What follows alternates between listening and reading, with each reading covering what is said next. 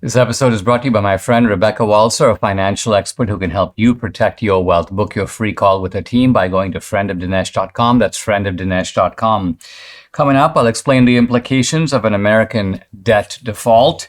Also make the case why the GOP should hang tough. Nikki Haley has some thoughts on January 6th, and they're, the wrong thoughts. I'll say why. And I'll expose the World Health Organization's naked power grab in the form of a global pandemic treaty. Hey, if you're listening on Apple, Google, or Spotify, or watching on Rumble, please subscribe to the podcast. Just hit the subscribe button. That's it. This is the Dinesh D'Souza Show.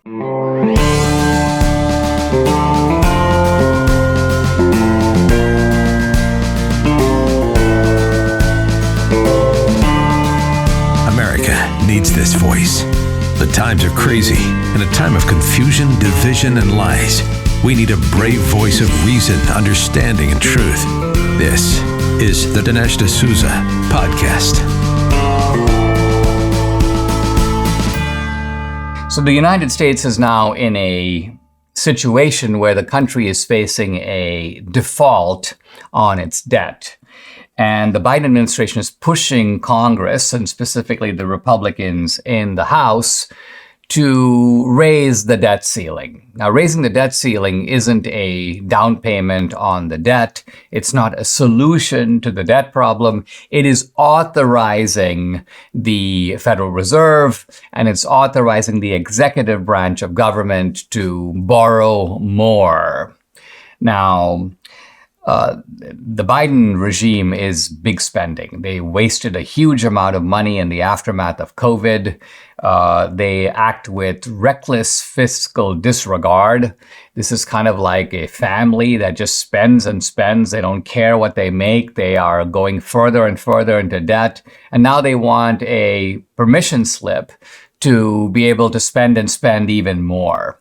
Republicans prudently are holding out and saying, no, you have to agree to some spending restraint, to some cuts in spending, to some attachments so that if people want certain types of benefits, they're going to have to, for example, satisfy work requirements. So Republicans are doing what Republicans do, trying to impose some fiscal responsibility and also individual responsibility on the part of these entitlement beneficiaries. But see, I don't think this really goes far enough because this is not solving a problem. It's kicking a can down the road. Because again, coming back to my analogy of a family engaging in wasteful spending, sure, the family faces a kind of crisis if they're called on the debt. Pay now. Pay your loans now.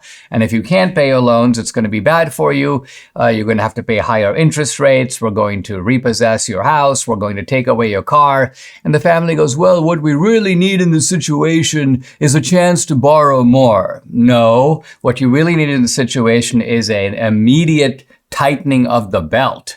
And what Republicans should be doing, I think, is going even further and basically saying, hey, if you want to crash the car because you've run out of money to spend, that's your problem. That's what you're doing. You're the driver, Biden. And so frankly, if you're asking us to grease your wheels or increase the speed on your accelerator so you can be even more reckless over the next several months, we are not going to be a party to that. Now, Republicans don't like to do this. Part of it is fear. I'm sure Kevin McCarthy's thinking, well, what if we get blamed for the debt default?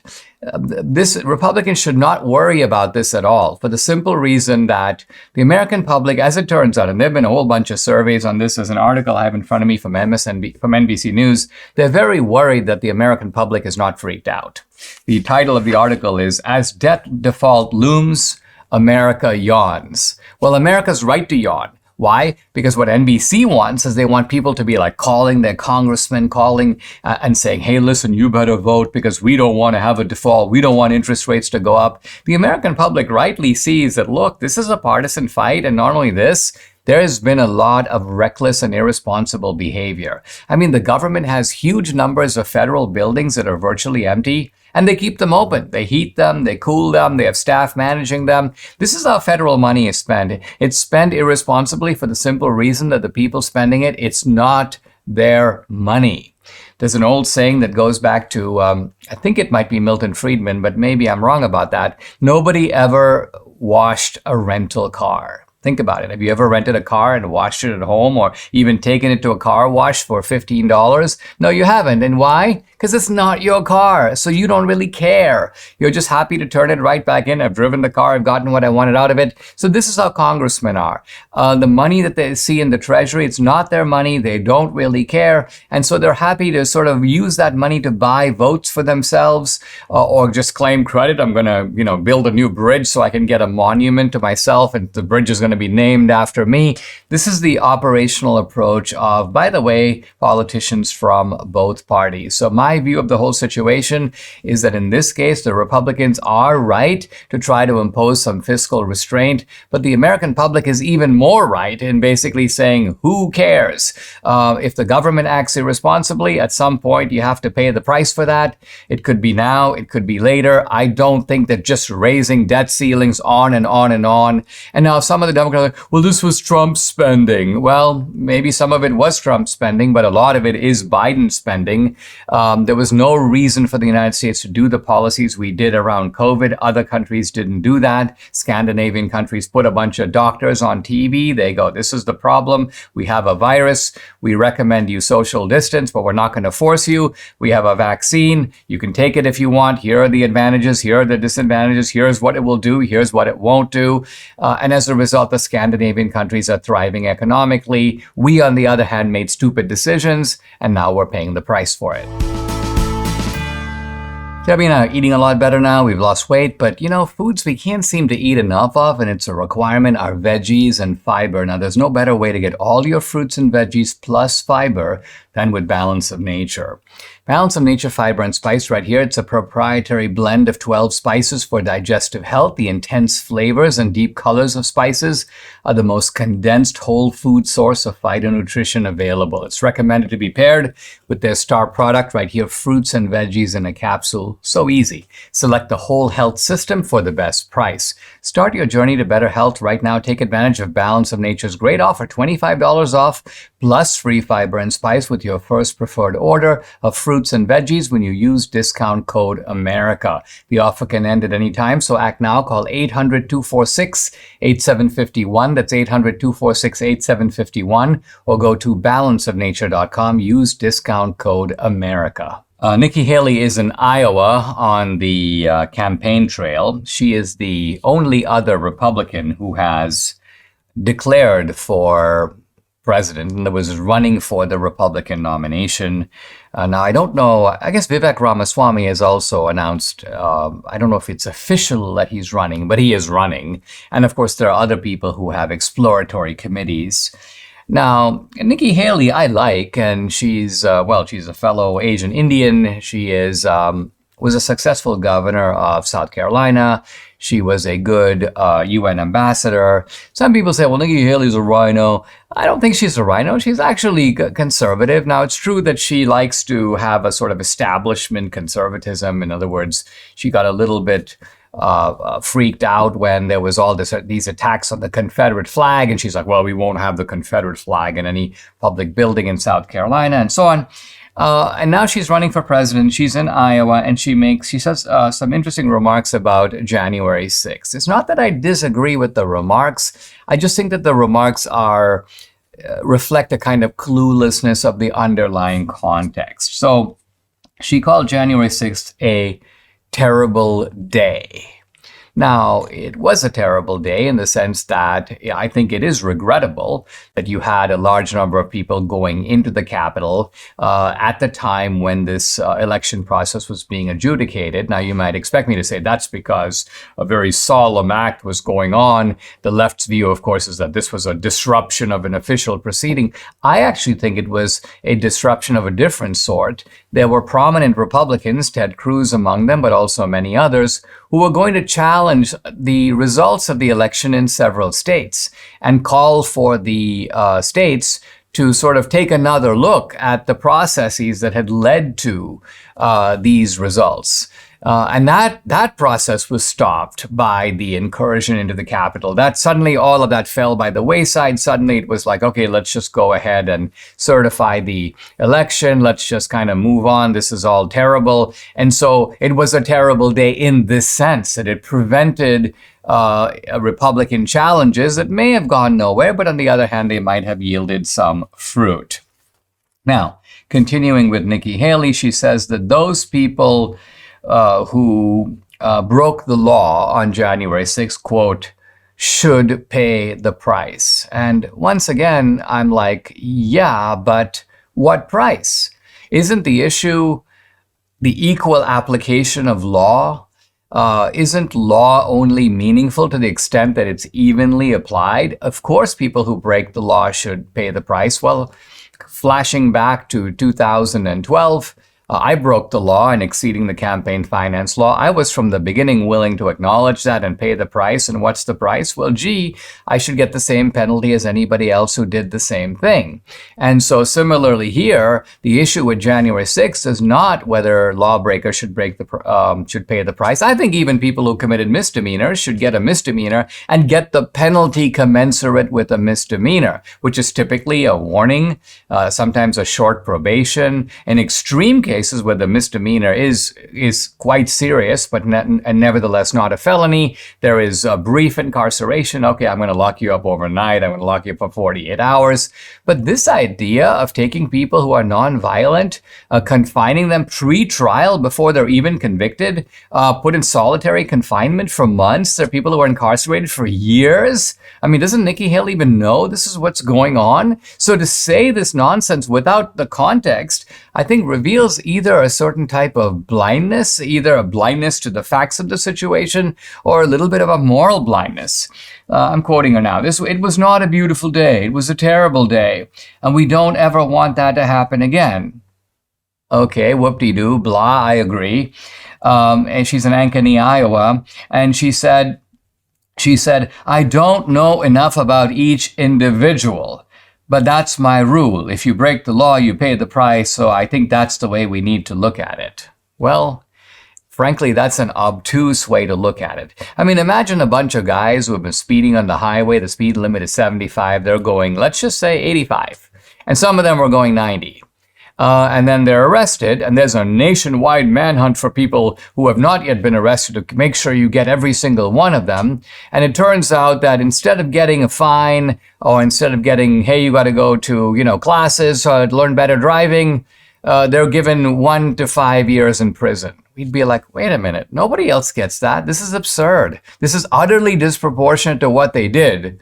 Well, here comes Nikki Haley. Well, I think the people who broke the law need to pay the price, and that's how we should look at it. No, the real issue here is not that. The real issue here is these people are being singled out. There are leftists who do far worse things, who throw Molotov cocktails at people, in some cases who commit murder, in other cases who have brutalized cops on the street, who have pulled people out of cars and beaten them to a pulp with a pool of blood on the street. And the point is they get lesser penalties than non-violent, I emphasize non-violent, January 6 offenders. So Nikki Haley, it seems to me, the nature of her remarks suggests, again, either a sort of ignorance, but it's hard for me not to say it's a willful ignorance. I just don't think she wants to go here. She's certainly not a defender of these January 6th defendants, who need defenders, by the way. They need defenders because they are some of the most maligned people in America, even though their offenses in reality pale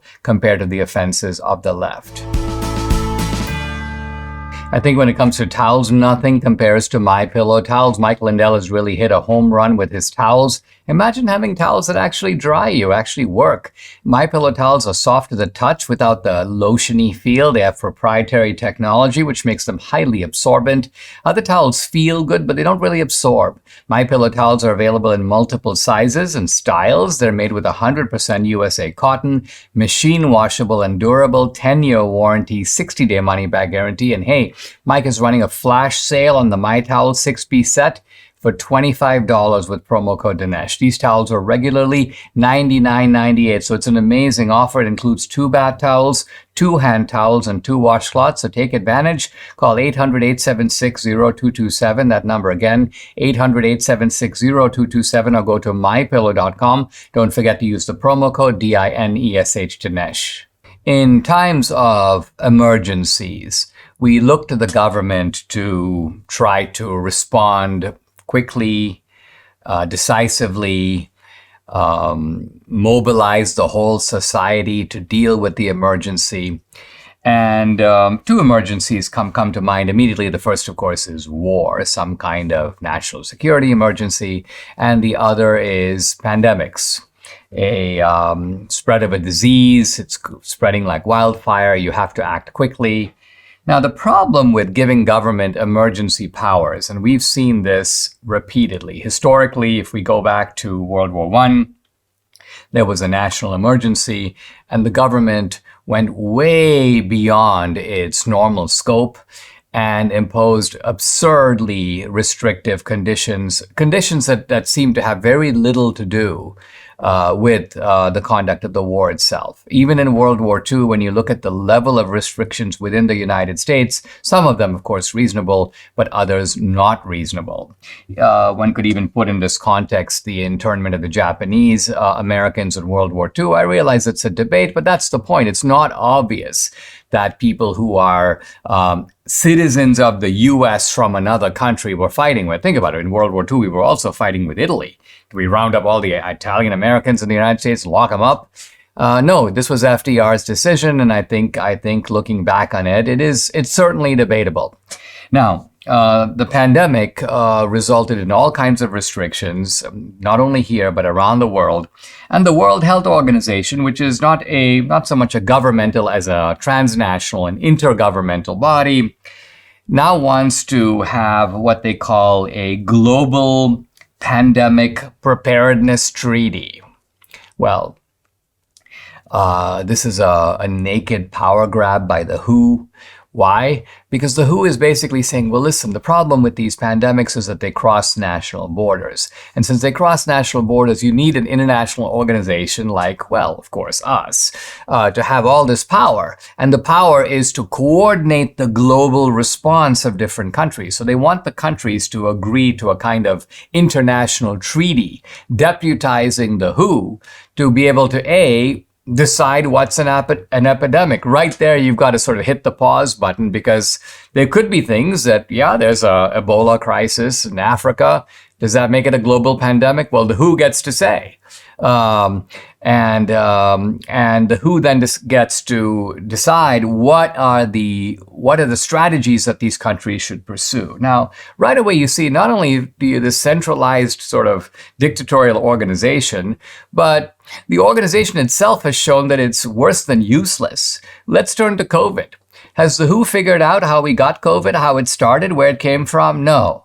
Now, the WHO will say, well, we tried to find out, but the Chinese blocked us. Well, what good are you if you are this international organization? Why didn't you make a global stink at the very least and try to mobilize countries around the world to put pressure on China instead of just saying, okay, well, our WHO researchers got off the plane and they weren't really allowed to go to a lot of areas, so they got on another plane and flew back. Well, that's not the kind of organization we want to entrust with global pandemics, is it? Under the Trump administration, Trump basically said, we don't like the WHO. They've become a pawn of China. The U.S. is going to get out of the World Health Organization. Of course, when Biden came in, he decided the exact opposite.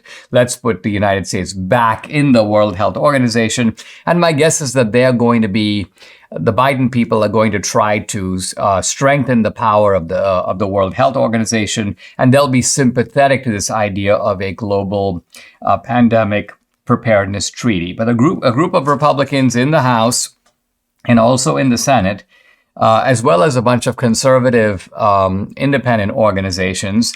I'm thinking of organizations here like the Act for America, Eagle Forum, Women's Rights Without Frontiers, Center for Security Policy, Liberty Council. So all these groups are coming together and they're basically saying, no, we should not sign any global pandemic treaty. Why? Because first of all, we don't trust the World Health Organization. Look at the horrible job that they did. But also, number two, there's the concept of national sovereignty. Wait a minute. If there's a problem and it's, let's just say, a global pandemic, why doesn't the United States decide how are we as a country going to respond to this pandemic? Why would we want to confer? Why would we want to give up our ability to respond in our own way to a transnational organization that's going to adopt some kind of one-size-fits-all solution? Why do we want to give somebody else the power to tell us what to do? So now the fact checkers, who are obviously, a lot of them just thoroughly dishonest. They go, well, that's not really what this treaty is. The treaty, and they're right, the treaty does pay lip service to the idea of national sovereignty. It says things like, although we will develop general policies at the WHO, they will be applied with due accommodation at the local level. So the WHO is not willing to say, basically, we become the dictators of the world when it comes to health. But in effect, that's what treaties and these kinds of things do. As a practical matter, they confer authority on the agency. Think, for example, within the United States, when we give federal agencies like the FDA the power to coordinate decisions about, let's say, the Food and Drug Administration regarding food and drugs, well, they basically decide, well, from now on, we tell you what to do. From now on, if a corporation makes a product, we decide if it's allowed or it's not allowed.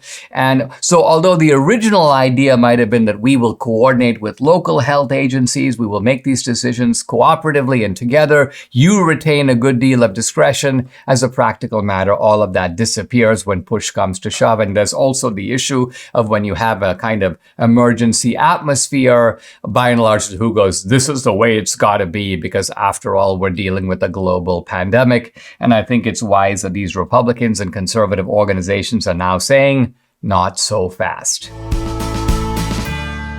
For the last couple of weeks, you've heard me tell you about Angel Tree Camp and ask you to help send children with a mom or dad in prison to camp this summer. So many of you have answered the call. Angel Tree Camps are operated by the nonprofit Prison Fellowship, founded by Chuck Colson. And the mission is simple: get prisoners' kids out of bad neighborhoods or tough home situations and bless them with the fresh air and fun of a Christ-centered camp that can literally transform their lives forever. This is really heartwarming. And if you're wondering how much impact your donation might have, just listen to these incredible words from Angel Tree's Betsy Wright. You know, they dropped their child off at the beginning of the week. Child was super hesitant, just didn't know if they wanted to go to camp. And by the end of the week, when mom comes back to pick them up, they're crying because they don't want to go home because they had so much fun. And we hear, I think it was a grandmother, she said, this was the first time that my child went to sleep without the sounds of gunshot at night. The cost to help bless one child with a week of Angel Tree camping, only $200, or your donation in any amount will combine with others to send the child of a prisoner to camp this summer. $400 will bless 2 kids, and so on. Just go to my website, DineshD'Souza.com, click on the Angel Tree banner at the top of the page, or you can phone in your gift by calling 888-206-2801. The number again, 888-206-2801. 2801. Once again, go to DineshD'Souza.com, click on the Angel Tree Camp banner, and help change a child's life for eternity. Consider the statement, there are only 2 genders. What do we say about this statement except fact check true? And I'm not just talking, by the way, of human beings. In nature, in the entire animal kingdom, there are only 2 genders. Now, I agree that there are certain creatures that don't reproduce sexually. An amoeba, for example, essentially becomes 2 amoebas by splitting into 2. But where there is sexual reproduction, you have 2 genders. And the 2 genders are biologically different. They produce different kinds of, so in the case of human beings, the males produce gametes called sperm. The females produce eggs and ovums. And so that's nature. That's the way it is. Now, there's a kid, a 12-year-old in Massachusetts, who made a T-shirt or bought a T-shirt and wore it to school. And the T-shirt very simply said, there are only 2 genders. And so the school, we're now talking about Middleborough Public School, the acting principal, a woman named Heather Tucker, told the kid, his name is Liam Morrison, you got to go home. First, she told him, you got to change the shirt. And he was like, no, I'm not doing it.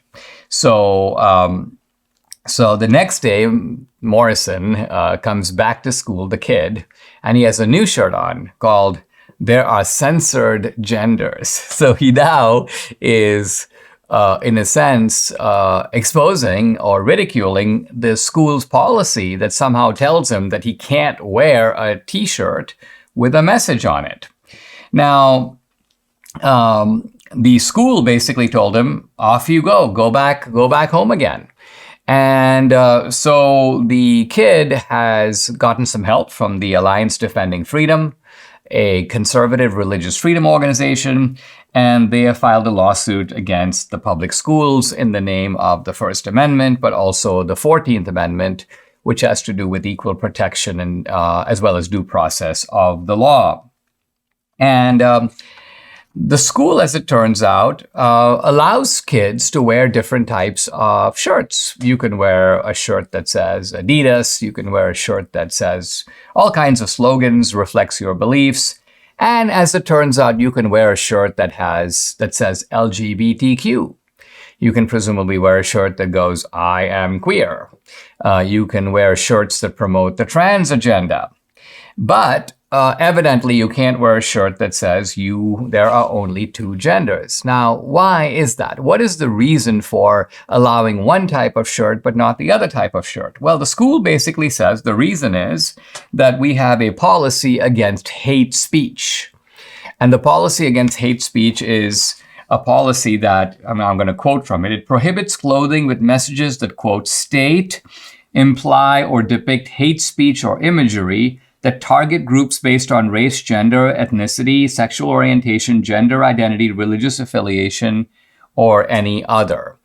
Now, why is it hate speech to profess your belief that there are only two genders?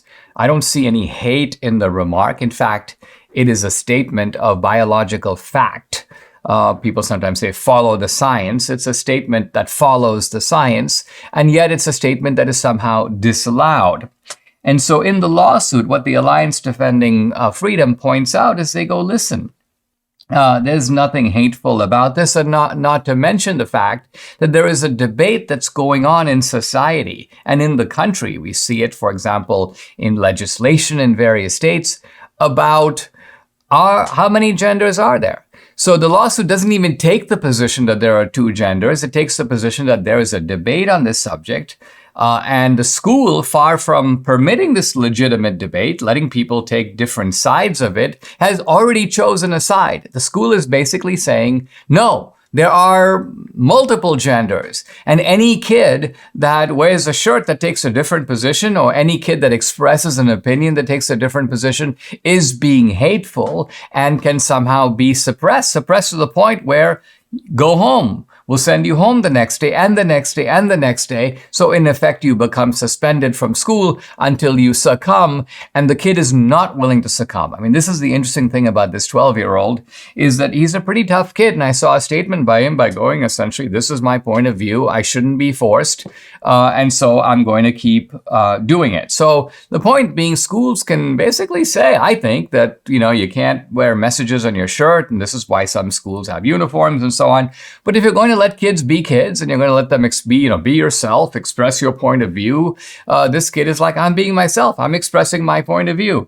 Now, if other people are upset by it, well, you're upsetting other people. Well, the simple truth of it is, if somebody wears a trans propaganda on their shirt, I could be upset by it. You could be upset by it. So simply giving offense is not a legitimate reason to tell somebody that they can't wear a certain type of a shirt. So the school is now up against the wall a little bit. They don't like fighting these kinds of cases. My guess is they're going to try to look for some kind of a compromise. But this is a really good example, I think, of not only a kid standing up, probably his parents are behind him because he wouldn't be able to do this without their support. And kudos to the Alliance Defending Freedom for also coming in and saying, listen, we're going to kind of make a case. We're going to make an example out of this. Former President Trump recently issued a warning for Mar-a-Lago, and I quote, "Our currency is crashing and will soon no longer be the world standard, which will be our greatest defeat, frankly, in 200 years," end quote. Now, some experts believe there are serious threats to the future value of the U.S. dollar because of inflation, deficit spending, and our runaway national debt. one asset that has withstood famine, wars, and economic upheaval dating back to biblical times is gold. And you can own it in a tax-sheltered retirement account with the help of Birch Gold. Birch Gold will help you convert an existing IRA or 401k, maybe from a previous employer, into an IRA in gold. And the best part, you don't pay a penny out of pocket. So get started. Text Dinesh to 989898 and claim your free information kit on gold. Think about this. In March of this year, when the banks faltered, the stock market faltered, gold surged. Birch Gold can help you find out how to protect your savings with gold. Birch Gold has an A+ rating with the Better Business Bureau, thousands of happy customers. So go ahead, text Dinesh to 989898. Claim your free information kit on gold. Again, text Dinesh to 989898. Elon Musk has been publicly criticizing George Soros. And it's not just that he's been criticizing Soros, but he has been criticizing Soros as a very dangerous person, somebody who has delusions of grandeur, somebody who wants to, who's having a very destructive influence in the world. And the leftists who defend Soros have decided that the way to fight back is not to defend Soros on the merits, not to say that Soros is a good guy, not to say that Soros' philanthropy and his donations are going to good purposes, but that people who criticize Soros are anti-Semitic. Now, they were saying that before about the people who use the term, including me, Soros-funded DAs. Now, again, the epithet Soros-funded DAs is accurate. Soros is funding these left-wing DAs who refuse to prosecute crime or decide to prosecute crime very lightly. Soros gave a ton of money to Alvin Bragg, who's prosecuting Trump. He's a Soros-funded DA. But now the anti-Semitic label is being applied to Elon Musk. And Elon Musk himself has just been silent about it. But here comes a prominent minister in the Israeli government. His name is Amichai Chikli. And I'm going to read you his tweet because I think it's pretty telling. As Israel's minister entrusted on combating anti-Semitism, I would like to clarify that the Israeli government and the vast majority of Israeli citizens see Elon Musk as an amazing entrepreneur and a role model. Criticism of Soros, who finances the most hostile organizations to the Jewish people and the state of Israel, is anything but anti-Semitism, quite the opposite. So here you have a prominent figure in the Israeli government going further. He's not just saying, hey, listen, Elon Musk is not anti-Semitic. He's saying that Elon Musk is a friend of the Jewish people and George Soros isn't. Now, if you want to know what he's getting at, I want to turn to an article by Alan Dershowitz in the Wall Street Journal. Elon Musk is right about George Soros and not anti-Semitic. And he goes on to say, this is Dershowitz, Soros is Jewish, Musk isn't. But Musk stands falsely accused. Soros is an active participant in politics and his Jewishness should not shield him from criticism. And then further, now this is supporting the point that Amichai Chikli makes, no single person has done more to damage Israel's standing in the world, especially among so-called progressives, than George Soros. And then Alan Dershowitz goes on to show that George Soros bankrolls two of the most vicious and vehement anti-Israel organizations in the world. The first one is called, well, somewhat benignly, Human Rights Watch. And Human Rights Watch was founded by this guy named Robert Bernstein, who died in 2019, so just a few years ago. And Human Rights Watch basically had this sort of criteria for countries that violate human rights. And they would sort of rank them. These are countries that promote freedom. These are countries that violate human rights. And they had a set of criteria that were even-handedly applied, or mostly even-handedly applied to different types of countries. But then what happened is that this new guy, Kenneth Roth, who is also of Jewish origin, by the way, he became the executive director. He has turned this group, Human Rights Watch, essentially into a battering ram, as Dershowitz puts it, into an organization that specializes in demonizing Israel. So what happens here is now what Human Rights Watch does is they tailor their criteria in such a way that it doesn't hit the Palestinians and it doesn't hit a lot of the Arab governments, but it only hits the state of Israel. And the way you do that, This is almost like fixing an algorithm at Google, where they're trying to get certain searches to come up and other searches not to come up. So, for example, if you were to say countries that are autocratic and have elections and don't have elections, whereas countries that are democratic, Israel would look pretty good. Why? Israel is a democratic society. A bunch of the Arab kingdoms are not. Saudi Arabia is not, and a number of the other Arab countries are not as well. So they don't use that measure. They'll use something like, which country has a population from another group that is somehow confined into what they're thinking about here as Israel's establishment of territories for the Palestinians, the requirement that Palestinians, for example, go through certain checkpoints before they can work or move freely in Israel. You identify that as the measurement criterion, and naturally then you say, well, we don't have anything like that in the Arab countries, but we do have it in Israel, so Israel is the offender. Here's Nathan Sharansky, the former Soviet dissident. Actually, he's been a longtime member of the Israeli Knesset, the parliament. And he's talking about Human Rights Watch. He goes, here is an organization created by the goodwill of the free world to fight violations of human rights, which has become a tool in the hands of dictatorial regimes to fight against democracies. So this is the point, that this is what Soros does. And Soros also funds, by the way, another group called J Street Super PAC. Again, it's supposed to be kind of a Jewish group, but it's a Jewish group that is left-wing and anti-Israel. So with Soros, he is actively trying to undermine the Jewish state. And of course, a lot of the reason for that is that the Jewish state, especially now, it's under a conservative government. Netanyahu was an ally of Trump. So for Soros, it's a nakedly political agenda. And this is really Dershowitz's point, that Soros has been criticized not for anything that has to do with his Jewishness. He's been criticized because he funds left-wing causes here at home in the United States and also abroad. And that's fair game. That's fair criticism. So the idea that somehow anyone who criticizes Soros as an anti-Semite is utter nonsense. If aches and pains are your problem, Relief Factor is your solution. Debbie and I started taking Relief Factor a couple of years ago. The difference we've seen in our joints, hey, nothing short of amazing. Aches and pains are totally gone thanks to this 100% drug-free solution called Relief Factor. Now, how does it work? Relief Factor supports your body's fight against inflammation. That's the source of aches and pains. The vast majority of people who try Relief Factor become regular customers. They order more because it works for them. Debbie's a true believer. She can now do exercises that for a long time she wasn't able to do. So Relief Factor has been a big game changer for her aunt, other members of our family, Mike right here in the studio, and for many other people. You too can benefit. Try it for yourself. Order the 3-week quick start for the discounted price of just $19.95. Go to relieffactor.com or call 800-4-RELIEF to find out more about this offer. The number again, 800-4-RELIEF, or go to relieffactor.com. You'll feel the difference. Maricopa County Superior Court Judge Peter Thompson has ruled against Kari Lake in her lawsuit seeking to demonstrate fraud insofar as Maricopa County did not do legitimate signature verification. This was the sole issue that was allowed to go to trial. And there was a 3-day trial, which concluded at the end of last week.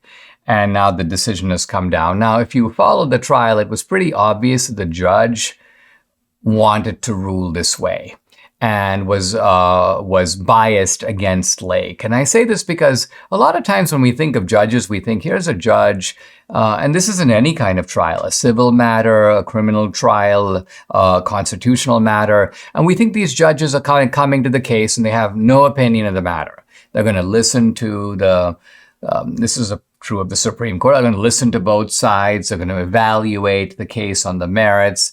But a lot of times a judge, and hey, I think this was true of my judge in my case, has already an idea. This is what they want to decide. This is how they want to come out. So yeah, we're not gonna send Dinesh to jail, but we're gonna give him a severe penalty. Maybe I'll do overnight confinement. Now I'll go there and listen, and I might, something I hear might change my mind or cause me to modify my thinking. But I already have an idea of what I want to do, and that's what I'm saying is true here. This guy Peter Thompson wanted to rule against Kari Lake. Now, why did he want to rule against Kari Lake? It could be that he knew that There'd be a firestorm from the left if he didn't.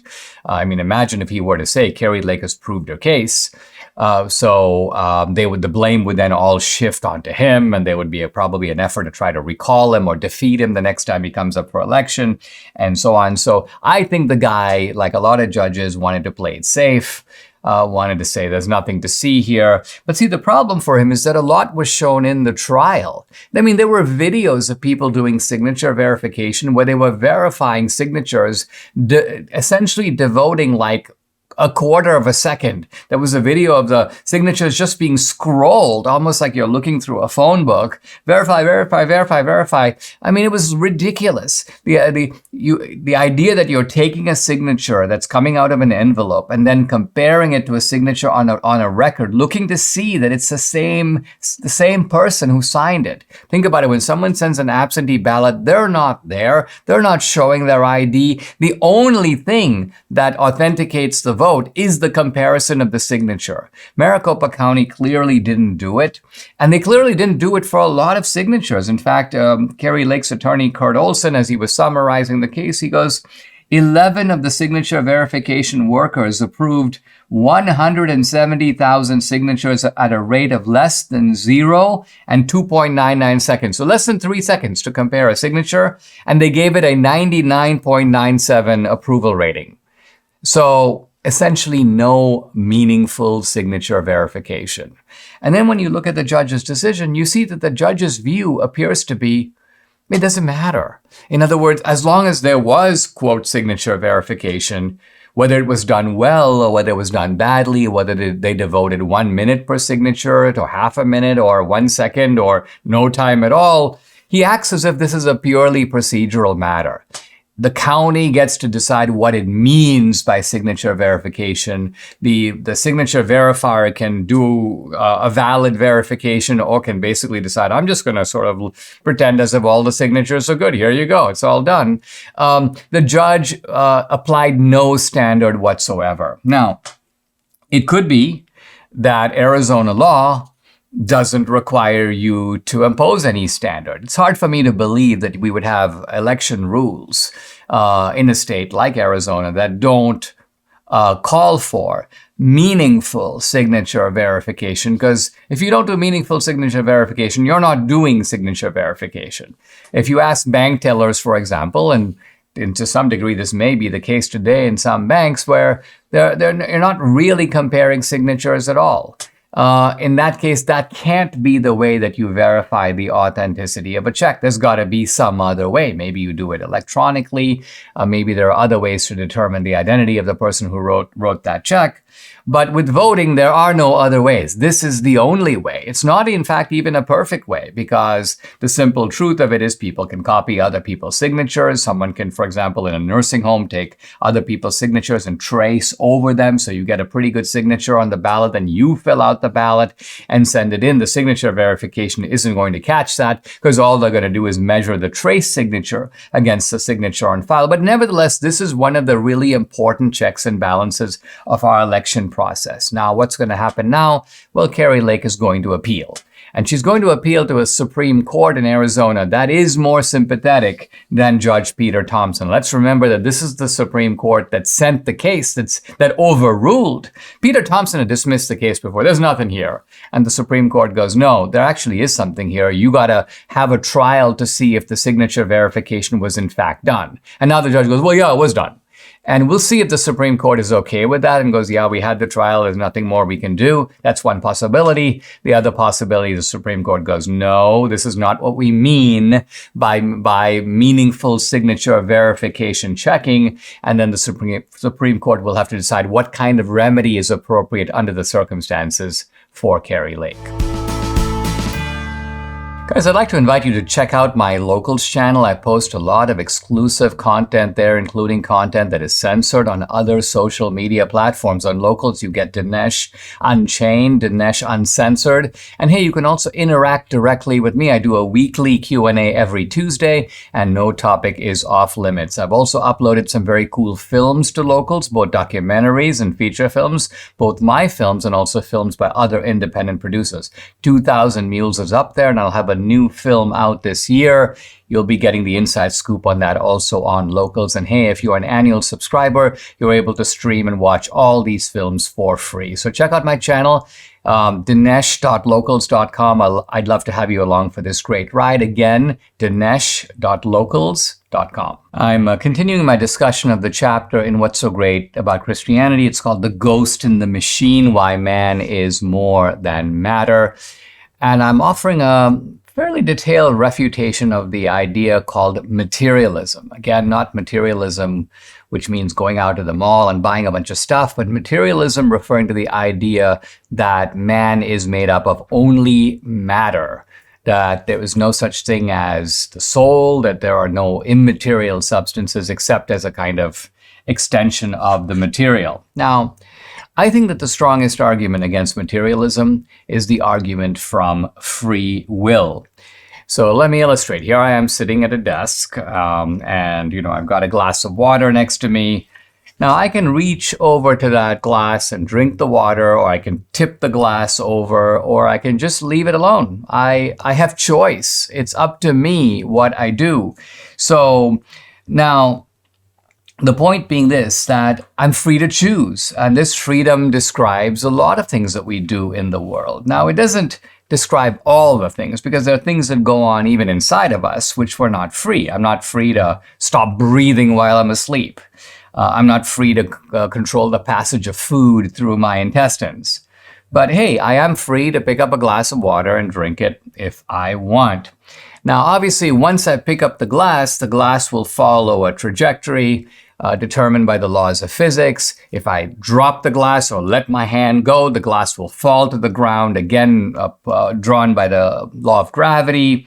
So I'm not saying that physical or material forces aren't present, but I'm saying that my choice to drink out of the glass, that is a free choice. Now, how do we explain or defend this concept of free will if the world seems to be deterministic, if everything is just a movement of atoms and molecules, even our brain, which is made up of neurons? The neurons themselves are made up of atoms and molecules. Well, the philosopher Immanuel Kant takes on this problem and offers an argument for free will, which, as far as I know, is completely original with him. Here's what he says. We are, by our nature, moral beings. And what Kant means is that we have concepts that we discuss and teach and talk about and practice, right and wrong, good and evil. We hear in school and we hear in church, you ought to do this, you ought to do that. Even in the secular world, even there may be a different morality. Maybe it's woke morality, virtue signaling. You ought to do this, you ought to do that. But Kant's point is, try as we can't get out of this way of thinking. Morality is an empirical fact in the world. So if you look out of your window, you see a tree, that's a fact. It's also a fact that we as human beings operate with a full vocabulary and a full framework of right and wrong. So Kant says that for these moral concepts to have any meaning at all, they have to have some kind of choice. Why? Because you ought to do something, implies can. Think about this. When I say to you, hey, you ought to go to church on Sunday, what I mean is you can go to church. If you said, well, I don't have a free choice in the matter. I'm an automaton and I am moved by forces outside of my control. Why are you telling me to go to church? It's not up to me whether I go or not go. So then the whole language of you ought to do this is rendered utterly meaningless. So Kant says that at least in certain times in life and in certain decisions, we are at liberty to say yes to this and no to that. And if we never had such a choice, then the whole concept of should or shouldn't becomes meaningless, because there's no possibility of deciding one way or the other. For anyone to recommend one course of action instead of another is pointless. If determinism is true, no one in the whole world could refrain from anything that he or she does. The whole of morality, not just this morality or that morality, not just Christian morality or Islamic morality, morality itself becomes an illusion. And, continues Kant, a whole vocabulary of praise and blame, admiration and contempt, approval and disapproval would have to be eradicated.